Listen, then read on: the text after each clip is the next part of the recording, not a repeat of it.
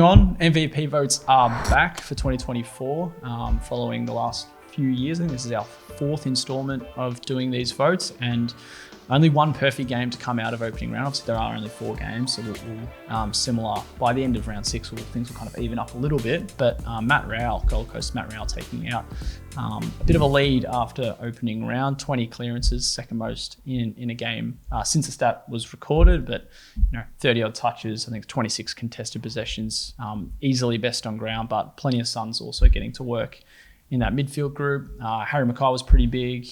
Brodie Grundy and Isaac Heaney very strong for theirs. I think Charlie Curnow was the best that actually polled out of that Friday game. And then you even look at the Pies Giants game.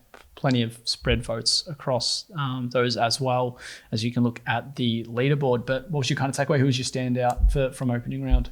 Well, I mean, obviously, it's pretty hard to go past Matt Rowell, obviously, with that perfect game, the record amount of clearances, or seconds, sorry, as you said, since the stat's been recorded. But it's just good to see, if a player, obviously, his status and stature kind of start making claims as some of the best young players to come into the competition and start making their claims as the best players in the competition. Obviously, he's got Noah Anderson as his right-hand man and Toot Miller. But it's nice to see, that he's winning the ball inside clearly by obviously the absurd start that he somehow produced against the Tigers and on the weekend. But obviously one of his teammates, Will Powell, who has been battling injury. I think he had a knee injury last year during some time. He was very instrumental off halfback. He really started Gold Coast kind of springboard off that high half back line. Obviously, Dimmer Hardwick's come into the coaching lineup, and he's really tried to implement a much quicker, maybe even more chaotic game, maybe similar to Richmond of 2017, 2018, but maybe with a bit more organisation back there. And Will Powell was definitely one of those to really drive that. Obviously, you got key defenders down there doing their part in locking down some, players like Noah Bolter and the like. But you do need players that can use the ball really well off halfback to really, as I said, go from D50 to front 50 and obviously start putting that scoreboard pressure on, which obviously Ben King and a few others did at the Suns as well. But obviously, as you mentioned, the Giants had a spread of the load on the weekend. Obviously, it was a pretty complete performance from the preliminary finalists last year.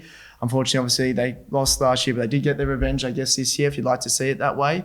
As you said, you can see all over the board that they were just super, from the midfield group with Tom Green, but then obviously Callum Brown is a bit of an unsung hero, popping up with 5 goals and really kickstarting that Giants side to obviously a great victory to start their year as well.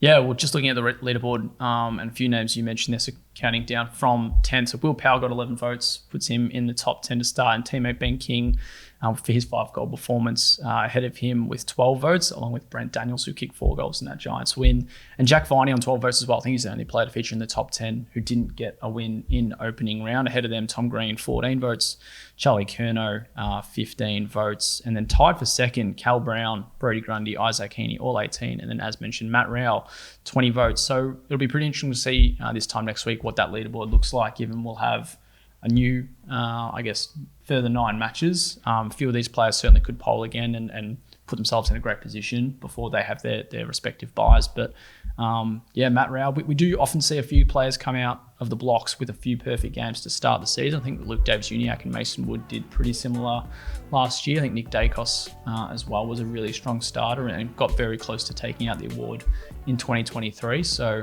we'll see who can, rival Marcus Bontempelli's reign after he took out the award in last season.